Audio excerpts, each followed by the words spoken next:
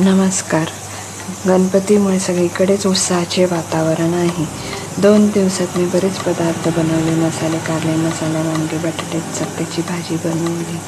मसाला वांगे आणि बटाट्याची भाजी तर सगळ्यांनाच आवडते.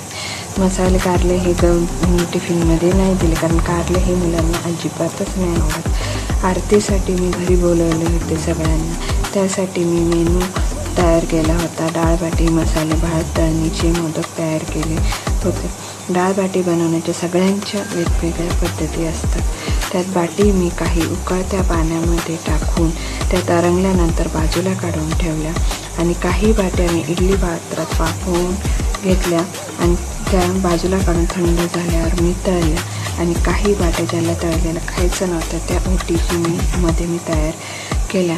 गणपतीमध्ये कसे उत्साही वातावरण असते ना, त्याच्यामुळे सगळे घरी आल्यावर खूप छान वाटले. सगळे एकत्र जेवले, खूप छान गप्पा गोष्टी केल्या आणि सगळ्यांना मिळून आरती केल्यावर एकदम छान आणि प्रसन्न उत्साही वातावरण तयार होते.